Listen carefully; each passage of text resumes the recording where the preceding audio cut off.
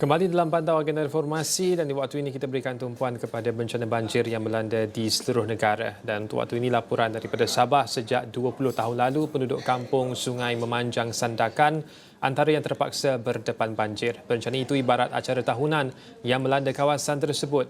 Bah yang hadir tanpa gagal setiap tahun menyebabkan naluri hati penduduk tetap resah setiap kali ditimpa bencana ini. Berkongsi keadaan itu, Ketua Kampung Sungai Memanjang Aspa Jainal berkata, keadaan ketika ini sangat jauh berbeza. Di kampung ini sebenarnya walaupun dalam 4 jam, 5 jam hujan, tapi tidak banjir seteruk pada masa sekarang inilah. Apa yang saya pikirkan ialah pada mulanya daripada saliran parit.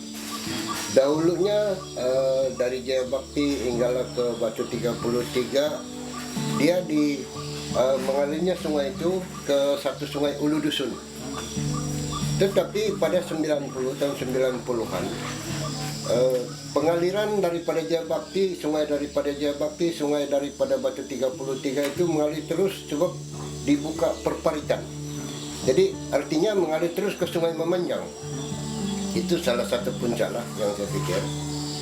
Yang kedua, dari segi semaknya sungai. Jadi bermakna dia hujan, dia tertahan tidak lancar air itu keluar ke laut. Ketika ditemui Esra Awani pada Khamis, Aspar menjelaskan kerja pembersihan Sungai Memanjang pernah dijalankan pada 2015. Selepas usaha itu digerakkan, bencana banjir besar tidak pernah melanda selama 3 tahun. Sebab apa? Pernah saya asurkan kepada masa itu adun di sini lah. Datuk Haji Zakaria Muhammad Idris. Saya memohon kepada beliau satu pembersihan sungai pada 2015 ini yang sudah kadang-kadang banjir itu kan. Jadi yang berhormat Datuk Haji Zakaria itu rujuk kepada pengaliran dan saliran, Jabatan Pengaliran dan Saliran buat pembersihan. Dari itu 2015 sekali dia kira teruk 2018 pembersihan. Jadi 2018 itu baru dia ada keluar banjir balik. Maksud saya yang kalau terlalu banjir pun dah berapa tahun naik sikit sajalah. Iya. Tebing-tebing saja. Dalam mendepani bencana itu, besar harapan penduduk di kampung itu agar pihak berkaitan dapat menjalankan projek tebatan banjir dan pembersihan Sungai Memanjang dengan segera. Pada Selasa, seramai 153 penduduk kampung itu dipindahkan ke pusat pemindahan sementara Masjid Nur Iman selepas kampung itu dilanda banjir. Namun semua mangsa dibenarkan pulang ke rumah mereka pada Rabu selepas air didapati sudah surut dan PBS ditutup sepenuhnya pada jam 7 malam Rabu. Daripada timur Malaysia, kita beralih ke pantai timur Semenanjung Malaysia. Kerajaan mengumumkan 5 projek baharu untuk mengawal kekerapan banjir di seluruh negara. Perdana Menteri Datuk Seri Anwar Ibrahim berkata ia melibatkan peruntukan RM910.5 juta dan akan dilaksanakan seawal Januari tahun depan. Ada 2 projek baru yang akan dilaksanakan mulai Januari. Pembangunan lembangan Sungai Sepadu, Sungai Golok, fasa 3. Itu insya-Allah bulan Januari diluluskan, dan juga pembangunan lembangan Sungai Bersepadu, Sungai Kelantan fasa 2. Dan ada tambahan lagi 5 projek baru melibatkan RM910.5 juta, hampir RM1 bilion. Ini menunjukkan bahawa tumpuan kita ini bukan kerana Kelantan, tapi kerana masalah banjir ini lebih berat ditanggung di Kelantan, maka projek tebatan banjir itu diberi keutamaan yang lebih di Kelantan. Dan untuk mendapatkan perkembangan lanjut di lapangan, kita bersama-sama dengan Wakil Esra Awani Kelantan, Muhammad Muhammad. Muhammad, mungkin boleh kongsikan dengan kita sepanjang mengikuti Perdana Menteri yang melakukan lawatan ke Kelantan untuk meninjau keadaan banjir di sana, apa perkembangan yang boleh dibawakan kepada kita di waktu ini? Baik, terima kasih Irfan. Seperti yang diumumkan, Perdana Menteri Datuk Seri Anwar Ibrahim yang mengadakan lawatan singkat ke Kelantan ini turut mengumumkan beberapa projek baru, termasuklah projek lembangan sungai bersepadu Sungai Golok, di mana beliau meminta projek tersebut disegerakan bagi mengurangkan kesan banjir khususnya di kawasan Rantau Panjang.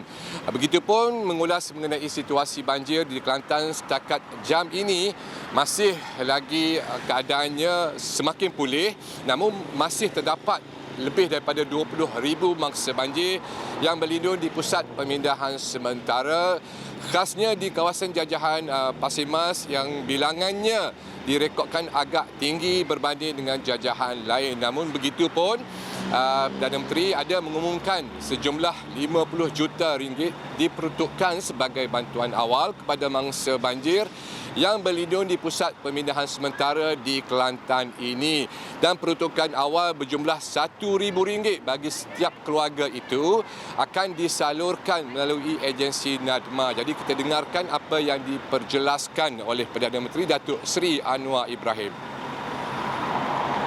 Bagi mangsa-mangsa yang di PPS dan juga di kawasan-kawasan lain, itu setakat yang kita luluskan dengan peruntukan awal daripada melalui NADMA RM50 juta, itu terus kepada penduduk-penduduk atau keluarga terlibat. Memang RM1,000 satu keluarga. Tadi yang bertanyakan dulu ada tambahan. Ya, tambahan setelah dikenal pasti kerosakan dan kerugian yang akan disahkan oleh pegawai yang dipertanggungjawabkan. Dan insya-Allah kita akan cuba kurang kerana dimaklum tadi Menteri Besar sebut ada yang keluarga yang 3 kali dah hadapi masalah banjir dan kerosakan yang sangat berat yang dihadapi ditanggung oleh keluarga. Itu insya-Allah kita akan bantu. Irfan, sepanjang lawatan Perdana Menteri yang meninjau beberapa tempat termasuk di sungai di Lubuk Jong, Pasir Mas itu, beliau juga melawat di SMKA Lati di Pasir Mas dan sempat menyantuni beberapa orang mangsa banjir yang berlindung di pusat pemindahan SMKA Lati itu. Dan pada sidang medianya, beliau turut memaklumkan Kerajaan Persekutuan berjanji untuk menyegerakan projek pembinaan lembangan sungai bersepadu Sungai Golok bagi fasa kedua. Projek berkenaan yang sepatutnya bermula, namun ianya akan disegerakan secepat mungkin dengan mengambil kira kesan trauma dan juga kesan banjir yang seringkali dihadapi oleh penduduk di Rantau Panjang. Beliau juga turut mengakui untuk tahun ini sudah 4 kali penduduk Rantau Panjang berdepan dengan situasi banjir disebabkan oleh limpahan air Sungai Golok, dan gelombang ketiga ini memberikan kesan yang agak teruk dan memberikan kesan trauma kepada penduduk di sekitar Rantau Panjang ini. Dan pada masa yang sama juga beliau mendapat maklum berkenaan dengan bam pecah di projek pembinaan lembangan sungai bersepadu itu, di mana peruntukan segera berjumlah RM6 juta akan disalurkan untuk membuat 3 alur bagi membaiki dan juga membina 3 alur di benteng ataupun di benteng pemecah sungai itu di projek lembangan sungai bersepadu itu. Dan projek yang bernilai 6 juta itu juga akan disegerakan pembinaannya, yang mana kedua-dua projek, fasa kedua projek PLSP dan juga projek pembina alur lintas itu akan dijangka akan bermula pada bulan depan.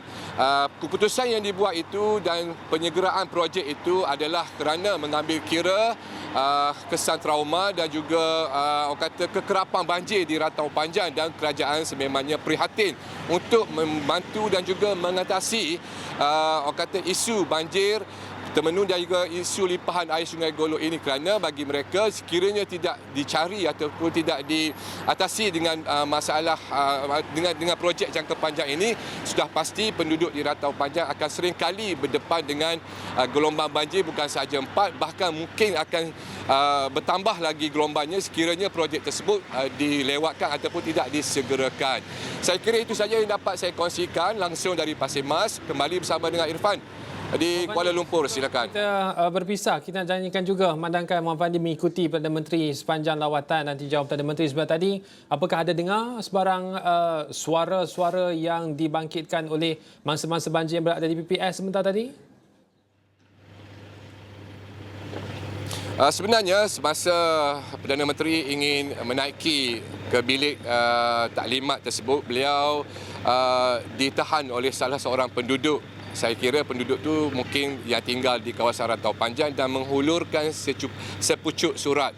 Dan antara perbincangan bersama dengan mangsa banjir itu, apa yang saya dapat dengari, masalah PLSB, Projek Lembangan Sungai Bersepadu, yang mana rintihan penduduk yang mewakili sebahagian besar penduduk Rantau Panjang ini disuarakan melalui surat tersebut, dan mereka yang berada di kawasan Rantau Panjang meminta jasa baik dan prihatin Perdana Menteri mengatasi masalah mereka kerana mereka sudah lagi tidak tahan, bahkan telah meninggalkan kesan trauma, bukan sahaja kerana kehilangan harta benda, bahkan kerana kata soal kesihatan, soal kehidupan mereka. Jadi mereka amat-amat mengharapkan supaya Perdana Menteri dan Kerajaan Persekutuan khasnya dapat membantu menyelesaikan masalah yang mereka hadapi. Dan pada sesi tersebut juga saya dimaklumkan Kerajaan Persekutuan akan memohon kepada Kerajaan Negeri supaya menyegerakan proses pengambil alihan tanah di kawasan berkenaan bagi menyegerakan permulaan projek fasa kedua, Projek Lembangan Sungai Bersepadu Sungai Golok itu, Irfan. Baik, terima kasih Muhammad Fandi Muhammad, Wakil Ekstrawani di Kelantan, bawakan perkembangan lawatan dan tinjauan Perdana Menteri Datuk Seri Anwar Ibrahim ke Kelantan untuk meninjau situasi banjir di waktu ini. Dan itu sahaja kupasan berkenaan dengan perkembangan banjir. Pastinya kita akan bawakan perkembangan itu dari semasa ke semasa. Tapi sekian dahulu untuk waktu ini. Saya Irfan Faruqi. Salam hormat.